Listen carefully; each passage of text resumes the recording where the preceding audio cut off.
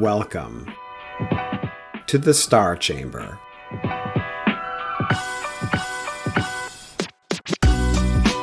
I'm Ryan Swayze, a retired Air Force Lieutenant Colonel and the founder and president of the Walk the Talk Foundation, a nonprofit that advocates for and advises currently serving and former military service members going through the arduous journey of administrative processes and investigations in our government. And I am Francesca Graham, a retired Army Lieutenant Colonel and the Chief Operating Officer and Chief Advisor for the Walk the Talk Foundation. For all our returning guests, welcome back. And for our new listeners, thank you for tuning in.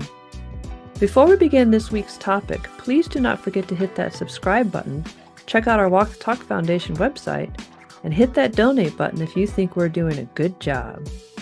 Also, check out our newsletter, the DoD Times Redacted, on all the socials, including LinkedIn, X, Instagram, and Facebook. Links in the description. All right, Star Chamber listeners, let's get started.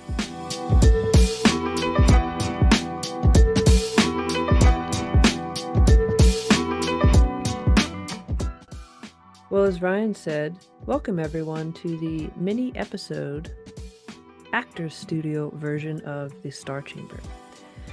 Ryan asked me to speak a little bit about who am I and what am I doing here? Why am I the Chief Operating Officer and Chief Advisor for Walk the Talk Foundation? Which, put another way, could be asked, why am I not either a promotable Lieutenant Colonel to full-bird Colonel, or why am I not still on the path to competing for full Colonel in the Army as a Strategic Intelligence Officer? And the reason for that is I wrote, in depth on my little sad journey. If you would like to read the little sad journey, with Ryan's help, I was able to condense it down to 5 pages. We published that article on August 26, 2024 in the DoD Times Redacted, so you could find that either on our website, walkthetalkfoundation.org, or on LinkedIn, Facebook, etc. And the title is Military Intelligence Soldiers Lack Protections at the Defense Intelligence Agency and Army Writ Large. Briefly, I was commissioned as an intelligence officer, military intelligence officer in 2004 from West Point. I enlisted prior to that in 1997 to the Army Reserves. In 2012, I transitioned from what we call basic intel to strategic intelligence, meaning that the majority of my career would be serving at senior level headquarters. So serving at the Pentagon, serving at one of the combatant commands or Army component commands, or serving maybe with CIA, something like that, right? So no longer serving at the battalion level, brigade level. And the reason I made that transition in 2012 is because up until that point, I had experienced varying levels of sexual harassment and sexual assault at every single unit that I was assigned to. And so I made the decision that if I wanted to stay in the Army, which I did, then I needed to try to find a different environment where I could serve, but without having to experience these issues over and over and over again. And always by the senior ranking. We have this terrible thing where we always look to the E6 and below population, the staff sergeant and below population, and say, well, I can tell you that all the times I was sexually harassed and one time I was sexually assaulted, it was not by E6s and below. Those were by officers, senior civilians, senior NCOs, two E8s, one E9. Yeah. So anyway, so I made that transition. And so serving as strategic intelligence officer from 2012 until I retired in June of 2024. And the reason I retired is because like so many other people who listen to this podcast or who we work with the foundation, I trusted the system to a point until I met Ryan. And I thought that the issues that I had been experiencing for roughly a year and a half, that I had documented, that I had emails for, all this stuff, I thought that if I made a complaint or if I spoke to the right person, that this system that I believed in and trusted would have a fair investigation and then have a fair and transparent and honest and open justice to whoever deserved it best based on the outcome of the investigation. And I, of course, because the world revolves around us. What is it? We are our own. We are the hero in our own story. So I shared some documents or a document that I wrote in late August of 2022 with one of my senior mentors and personal friend at the time in October 2022. I shared that with him and I said, "Sir, here's some things that have been going on and I'm looking for your guidance. Not necessarily what to do, but just that here's things going on. Am I crazy? Because I feel like I'm crazy. Am I crazy?" And just as a little side note, the reason why I shared that document, that memorandum for record that I had written in August of 2022 with this person, and his name is Lieutenant General Dimitri Henry, and he was at the time the Joint Staff J2, brand new. So he was in the organization I was working in the J2. He was now at the time my new senior boss. I think he had only been there maybe 2 months or so at that point. And I shared that with him because he had texted me. This is late October 2022. He had texted me one evening with a link to a website that was describing a change in the Intelligence Authorization Act that there was an addition of language into the Intelligence Authorization Act that specifically called out the Defense Intelligence Agency, which was our higher intel headquarters, specifically called out the Defense Intelligence Agency for having toxic leadership and a toxic workplace culture. And General Henry was bemoaning the fact that this existed, not the Intel Authorization Act, but the toxic culture within DIA because he had worked there before. That's where I met him when he was still Colonel Henry in 2016. And that's when I developed a mentorship relationship as well as a personal friendship with him. And so he had seen it, he knew it, he experienced it, and he was bemoaning the fact that it still existed, that we still haven't fixed this problem. And coincidentally, that website that he shared with me, which I didn't pay attention to at the time and I had completely forgotten, was actually the Walk the Talk Foundation website. And it was Ryan's update to the website of the passage of the Intel Authorization Act. And so I read what General Henry had sent to me, and I texted him back. I was like, "Yeah, sir, it's really bad. I've been having just a really bad last year and a half. It's been incredibly difficult emotionally, mentally, spiritually, physically, the gamut. And I've seen this firsthand, and I think I wish that it were not this way." And he said, "Well, what's going on, Cheska?" Because he's very direct. He says, "What's going on, Cheska?" And I said, "Well, sir, my boss, the directorate boss, Mr. Person, has been doing all these things." And I said, "I'll send you some documents or a document that I wrote back in August for you to kind of see what I'm talking about." And he said, "Okay, yep, send it to me." So I did. And just as another quick aside, if anybody's wondering, because someone mentioned this to me recently, that I have not been fully transparent because I have not shared the name of this person who was my boss. And you're right, I haven't. And there's a reason for that. The reason is it's actually illegal. So it is written into law that if you share for any of the intel agencies If you share the name, or if you associate the name of a person with the intelligence organization that they work with, that is considered classified. Do most people put that they work at the DIA on their LinkedIn profile? Yes, 100%. Did this person actually have that on his LinkedIn profile when he connected with me a year and a half earlier when I first showed up to the unit? Yes, he did.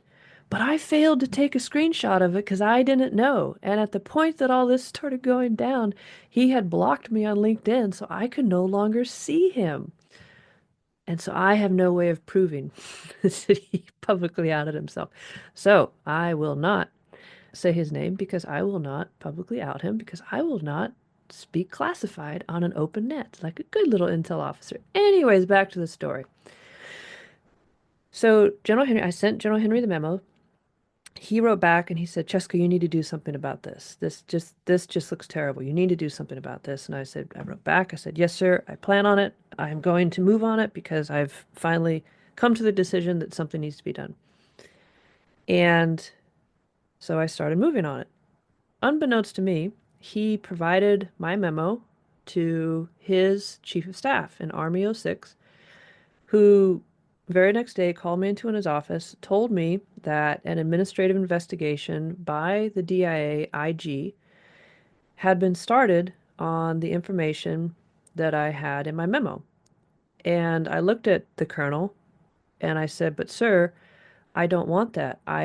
That was done without my consent. I don't understand what's happening, etc." And he said, "Well, this is what's happened, and someone will be reaching out to you shortly."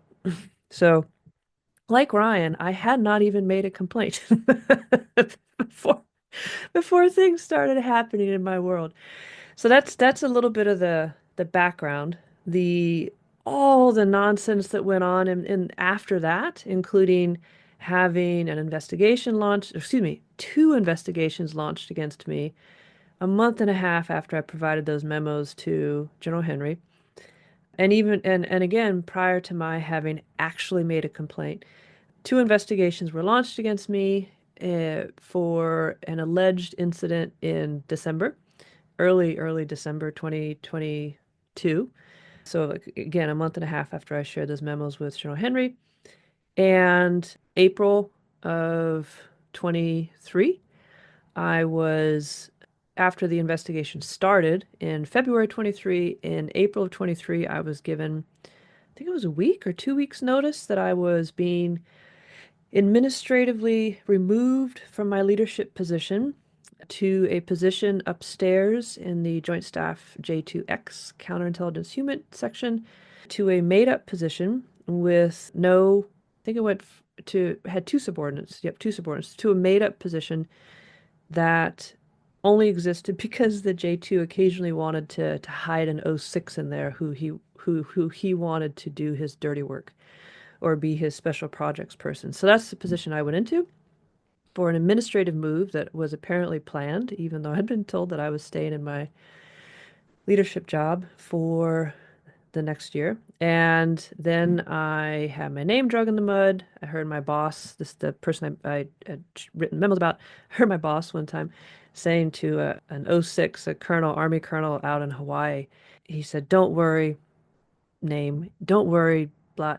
We all know Colonel Graham's a piece of shit. We're gonna get rid of her. Don't you worry." And it's just, it's one of those things where, you go from hero to zero pretty quick once you pop your head up. And so I moved from my position, leadership position, stuffed away into this made up position that did not even have a billet assigned to it. I think I was sitting in a reserve officer billet, given a career in an eval, getting my name drug in the mud, blah, blah, blah. I was also flagged for a year. Flagged by, for Army purposes means that you cannot move, you cannot receive awards, you cannot go to school, you cannot, and I was told initially you cannot take leave.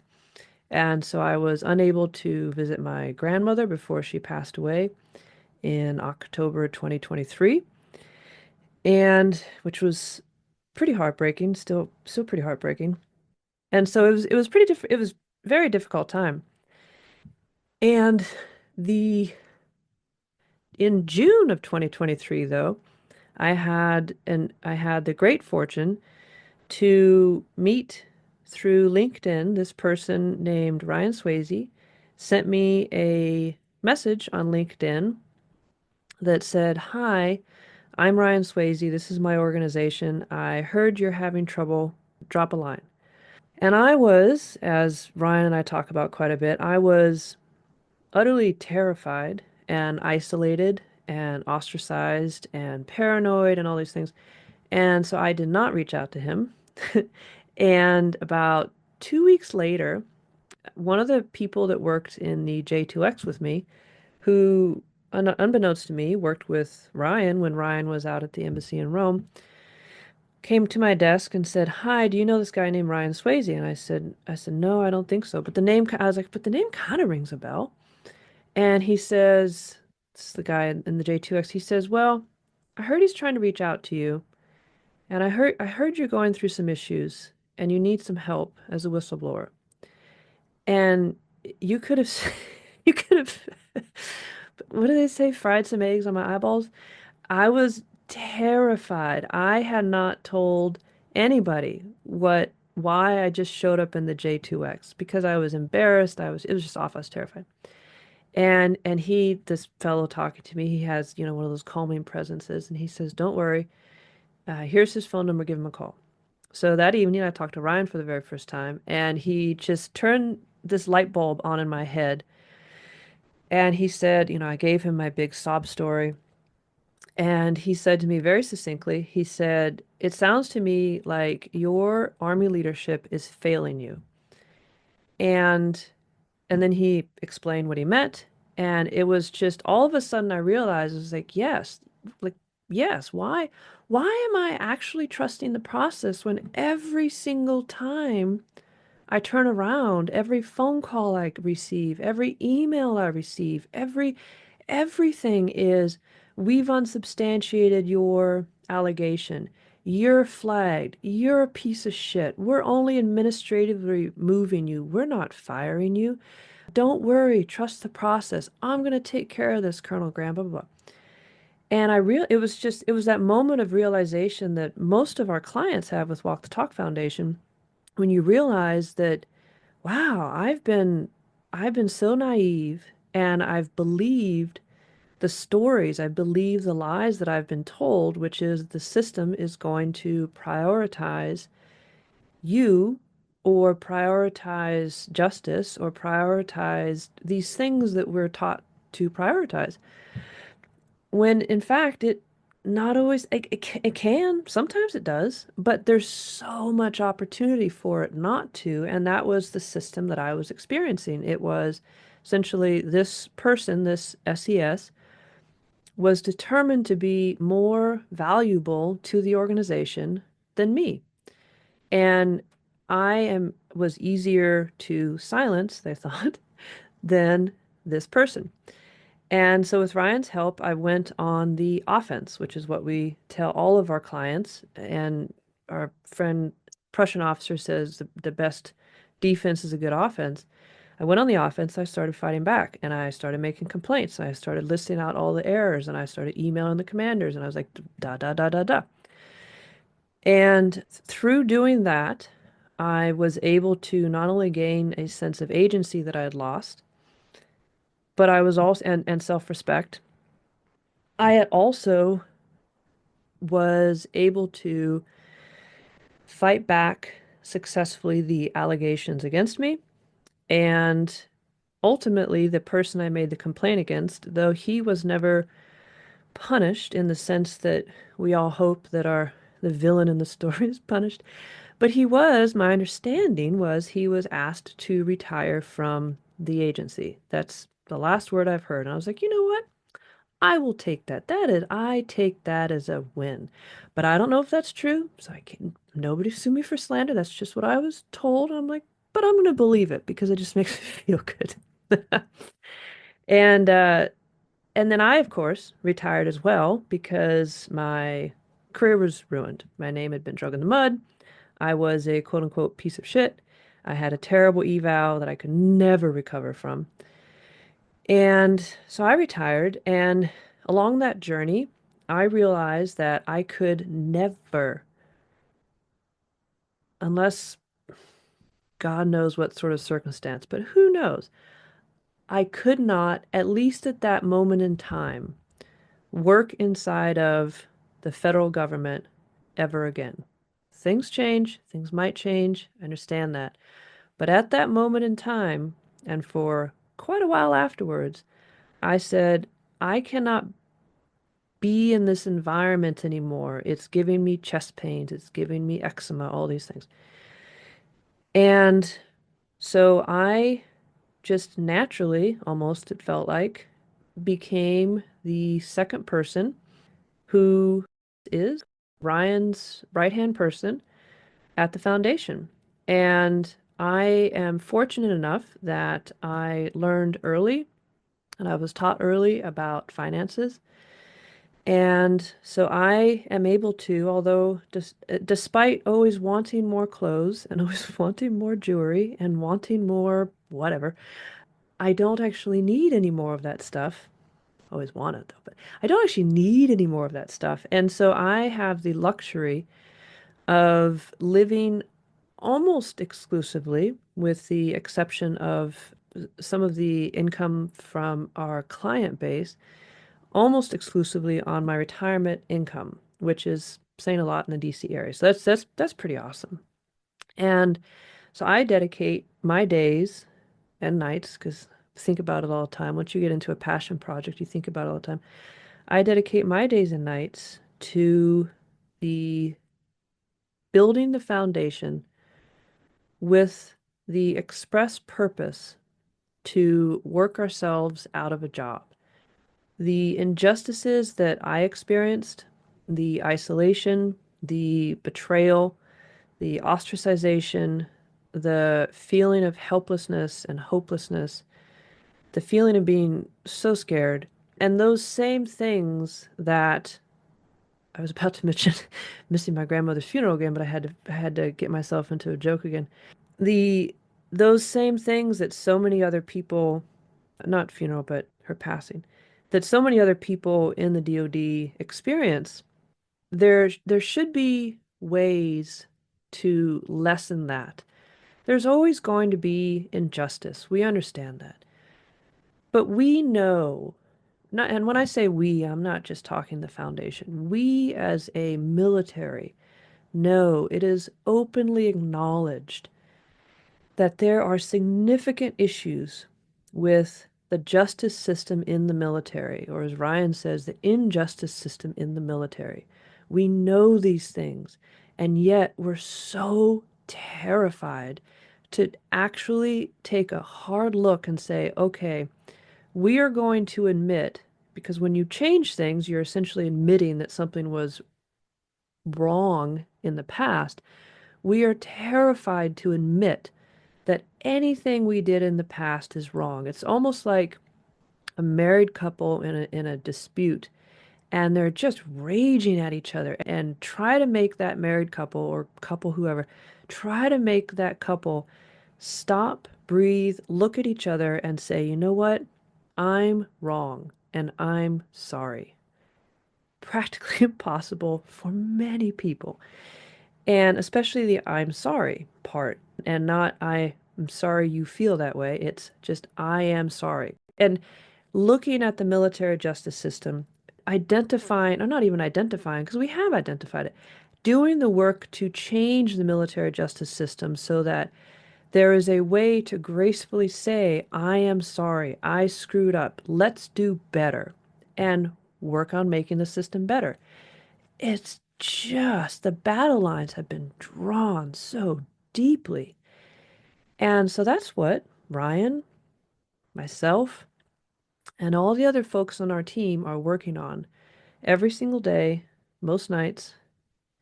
And we are incredibly passionate about it.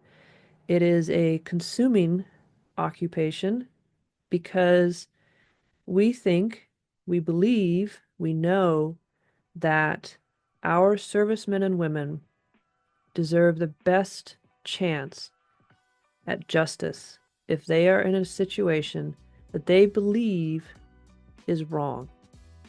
because through doing that, we increase the strength of our service, our military, which obviously then makes us better able to fight when someone wants to do something bad to our country. And that's just it is absolutely a national security issue.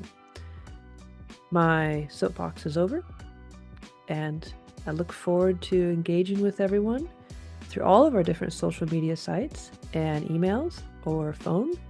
Please give us a call, give us an email, drop us a line, ask for an initial consult, whatever you like.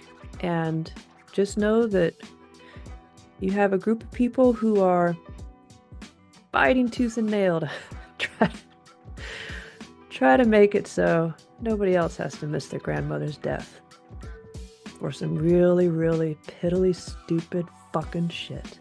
Well, that's it for this week's topic. We really appreciate you tuning in. Don't forget to hit that subscribe button if you haven't already, and check out our foundation website at walkthetalkfoundation.org. And feel free to reach out and give us feedback. You can get a hold of us via Facebook, X, Instagram, LinkedIn, and our foundation's website. Details in the description section. Thanks for tuning in, and see you next episode.